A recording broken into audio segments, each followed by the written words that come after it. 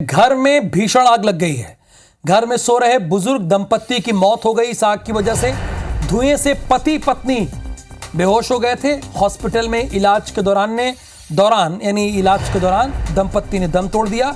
घर में आग लगने का कारण फिलहाल अभी पता नहीं, अज्ञात है।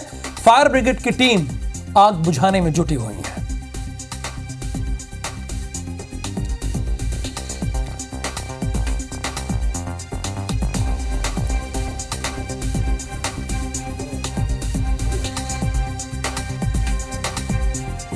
घर में आग लगी है, पति पत्नी की मौत हुई है। फायर ब्रिगेड की टीम आग बुझाने में जुटी हुई है।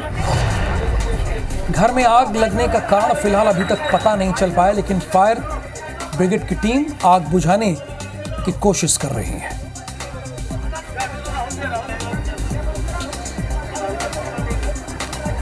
कोमल धनेसर इस वक्त हमारे साथ फोन लाइन पे हैं। कोमल, अभी क्या स्थिति है? क्या आग पर काबू पा लिया गया है? जी बिल्कुल, आग पर काबू पा लिया गया है। और ये घटना आपको बता दूं कि एक मॉस्किटो कॉइल की वजह से होनी बताई जा रही है।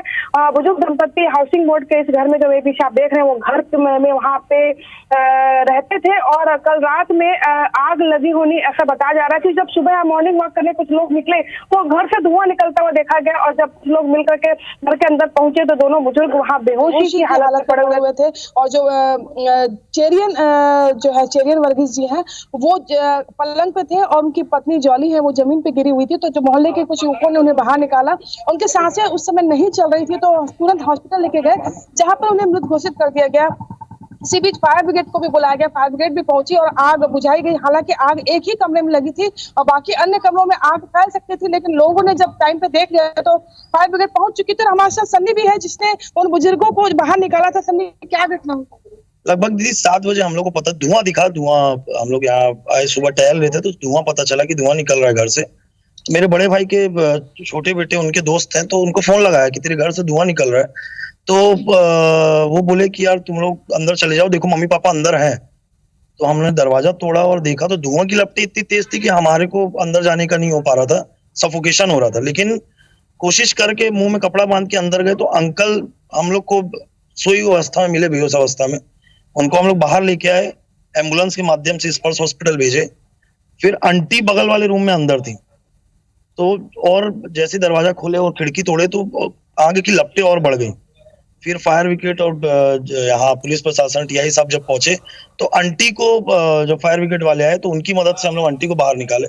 जिस अवस्था में हम लोग को लगा, आभास हुआ कि on the spot aunty uncle दोनों नहीं रहे, वैसा हम लोग को आभास हुआ देख के। जो अंदर गए थे रूम में तो क्या कारण समझ में आता है, किस तरह आग क्यों लगी हुई है? जिस रूम में आग लगी थी वहाँ पेपर्स बहुत सारे थे और एक मॉस्किटो कॉइल का हम लोग को वो लग रहा है, मॉस्किटो कॉइल से आग पकड़ी है वहाँ। क्योंकि ना लोहे की अलमारी के ऊपर पेपर थे और पेपर लोहे की अलमारी में आग कैसे लगेगा? शॉर्ट सर्किट भी होगा।